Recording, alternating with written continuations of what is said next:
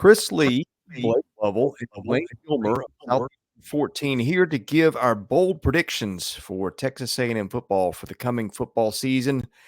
Blayne, we'll start with you. We'll go to me, and then we'll finish with Blake. What is your bold prediction, Blayne, for Texas A&M football this season? So I kind of already had one in our video archives. I did put a video out saying that Texas A&M has all the ingredients needed for the recipe of winning the SEC West. And people may call me crazy for that, but that's not what I'm necessarily going with, because that's not really a prediction. I just said they can.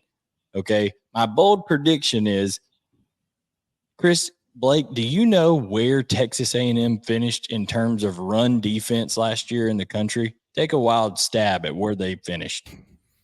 Total yards? Oh, yards per game allowed rushing. I'm going to guess around 100 because their pass defense was awesome and their run defense was not. 123rd out of 131 FBS teams. They allowed over 200 yards per game rushing last year. But that was with some, albeit extremely talented and the same guys, some very young guys that were getting used to the college level. It was also DJ Durkin's first year as the coordinator. New terminology, different scheme, all of this stuff.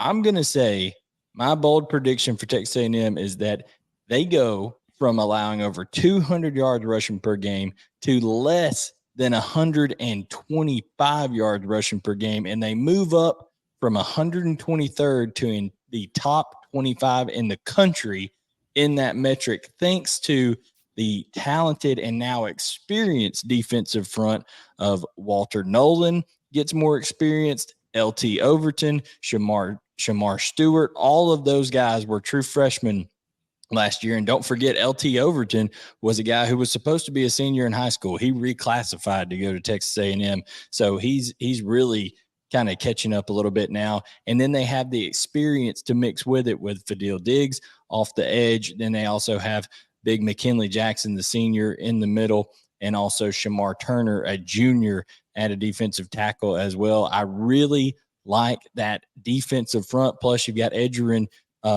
Cooper there at the will linebacker position, who came back 6'3", 230 pounds, Chris. I just think when you're talking about a guy who's been productive and can lead and communicate in the middle, plus that defensive front, and it being DJ Durkin's second year as coordinator, who also, by the way, is taking over coaching linebackers this year, I think all the recipe is there for Texas A&M to become a elite run defense this year. I like that pick for all the reasons you outlined. And I've got a follow-up question for you because you are probably the biggest recruiting nut of the three of us. Well, no, probably about it. You are.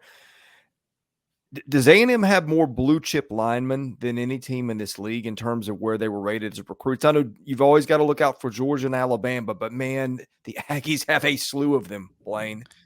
No doubt. Georgia, Alabama, and A&M are all right there at the top in terms of the defensive linemen. I would have to look at, number for number, but you talk about guys that are third on the depth chart, like Anai White, that Georgia wanted desperately, that has a chance to play a little bit this year as a sophomore. Malik Silla is another guy on the third team right now listed on the depth chart. So they have guys all over the place that are blue chip guys. Shamar Stewart, depending on which recruiting service you were looking at, was the number one player in the country overall for a long time in his class. And Walter Nolan, they beat out Tennessee and Alabama, both heavily recruited Walter Nolan. So yes, they have a tremendous amount of talent, and four of those guys can really contribute from that historic 2022 class that people kind of, made fun of, $30 million to lose that, however many games that was. But people didn't realize, and I said this going into that year, freshmen do not win you games. Okay. Those freshmen are not going to win you games, but now as they're getting older and they're starting to produce a little bit more, I think you're going to see the fruits of that recruiting labor show up in College Station this fall. Okay, Blayne, I'm going to tie together two themes we just discussed. One you brought up was the rushing attack. The other one that I brought up was blue chip players. I'm going to tie those together, and I'm on flip sides of the ball, and I think you know what is coming next. I'm going to take Rueben Owens to go over 1,000 yards rushing in his first collegiate season. Is that crazy? No, he's immensely talented. Again, a guy who was committed to Texas at one point. Georgia thought they had an inside track on him for a little while.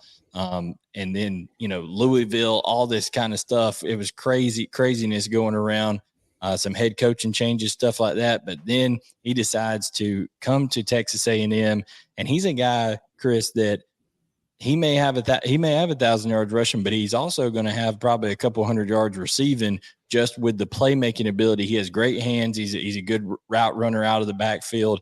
He's a dynamic player. And that certainly, as a freshman, to do that in the SEC, we saw Trevor Etienne with Florida have over 700 yards last year, and that was a special season. So it would be a really special season for Rueben Owens to do it, but he certainly has the talent to do it, and he has an experienced offensive line in front of him as well.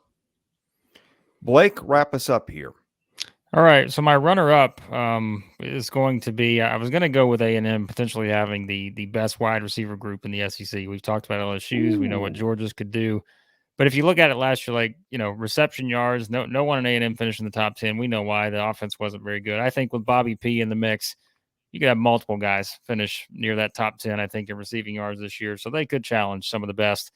But that's my runner-up because you know what, guys? I'm going to keep this a little less serious when we look at our bowl predictions here. Let's go all the way back to WrestleMania 3 at the Pontiac Silverdome. There were 93,000 people. The announced attendance for that one. They saw Hulk Hogan body slam Andre the Giant in just one of the most memorable moments in the history of civilization. And it seems like there are a lot of people who think that Jimbo Fisher and Bobby Petrino are going to body slam each other at some point on the sideline this season. My bold prediction is that they will not. They will get along just fine. Everything will be okay. There won't be 93,000 people lining up to watch the body slam heard around the world. Instead, there will be 0 people witnessing it because it's not going to happen. That's my prediction. See, if it did, I would if a wrestling maneuver broke out and was part of it, I would think Jimbo, if he was in an attack, Petrino would go with either a swinging neck breaker or a pile driver because Petrino's got that bad neck, So that we all remember the neck break days. So and it's just it's all the stuff we've talked about, right? Like Blayne's done a video on it. Like it's sure there are reasons you can see why, but it's just like I understand we have to find stuff to talk about, but let's just let these guys play a game first, and then we'll decide if these, guys just are going to completely hate each other the way that some people think they are. So no body slams on the sideline this year, Chris, from the head coach and offensive coordinator. That is my bold prediction for Texas A&M. All right. Well, that's the insight you guys pay the big bucks for. Wrestling. What in the world? What you going to do when Bobby P runs wild on you? that might happen. All right, we're making bold predictions for every SEC team this season, some involving wrestling, some not necessarily involving wrestling, and you can get them all here at Southeastern 14. The best way to get those is to hit the subscribe button, hit the like button. That helps our analytics. And, of course, we cover baseball and basketball too, so we got plenty of content coming your way. Hope you catch us again with that soon. For Blake Lovell and Blayne Gilmer, I'm Chris Lee. We're Southeastern 14. We'll see you again soon with more SEC football content.